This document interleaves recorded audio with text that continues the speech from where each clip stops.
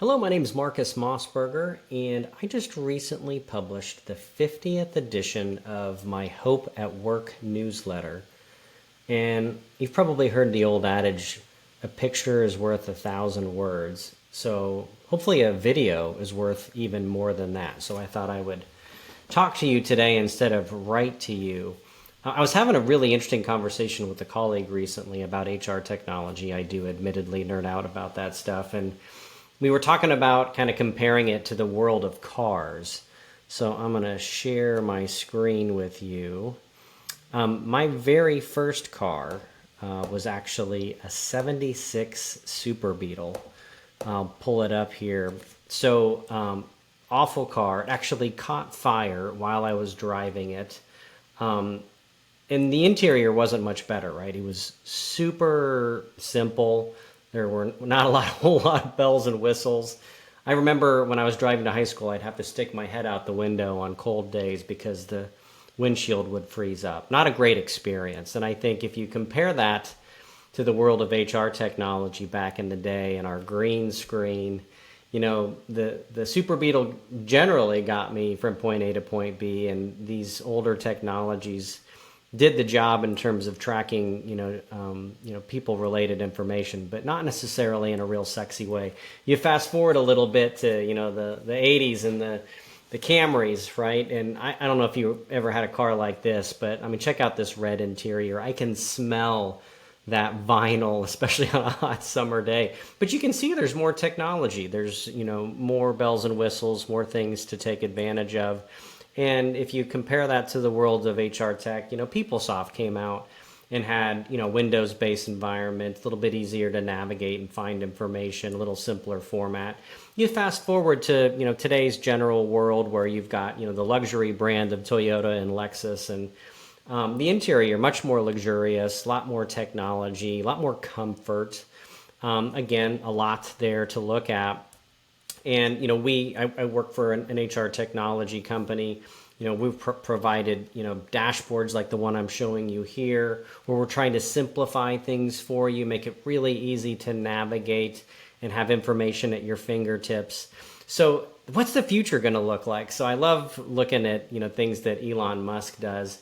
He has a bit of a formula for innovation. So I thought maybe we would apply his formula to the world of HR tech. So if you actually break it down, if you know anything about Elon Musk, whether you're a fan or not, okay, his general goal is to create a better future for humanity.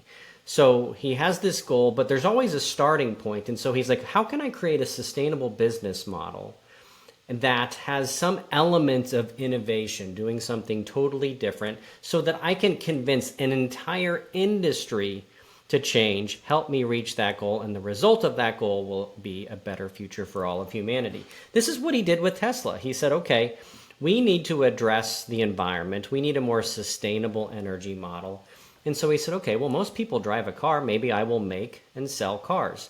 But I'm going to do it from an electric perspective. I'm going to create these lithium-ion batteries and an energy network and these huge gigafactories. And I'm going to bring to the market an affordable and popular electric car.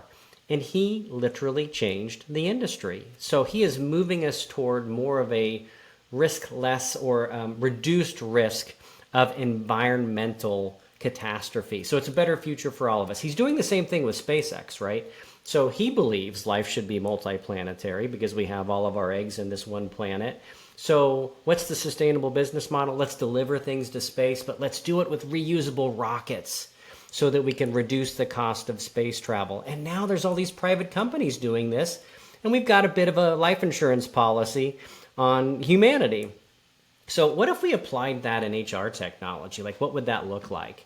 I was showing my wife a picture of the Cybertruck here and the interior in particular, and she's like, where's the rest of it? Like, there's no knobs or buttons. It's all just that one screen. It's so simple and sleek. And I was like, that's really how HR technology should be in the future as well. In fact, I'll give you 3 T's that I think HR technology should embrace. Number 1, it cannot be tethered to a desk, to a physical location, to a tablet, even to a mobile device in the form of having to pull it out and navigate to a screen and click on a drop down, because we should use the ability of our voices to talk. So that's the second T. How do we use technology, voice recognition, and then generative AI to ask the technology to do things for us? Again, just using our voice. I kind of think of it as an employee genie that is embedded inside our technology. And the third T, that if we use this stuff right and we create it right, we're not tethered to a physical location. We use our voice to talk to it. And the third T is we save time. Time is the most valuable commodity on the planet. And if we can let the technology do these administrative things for us, for instance, you tell the technology, hey, I need to change my address, and it doesn't just navigate you to the screen to say, here, this is where you do it.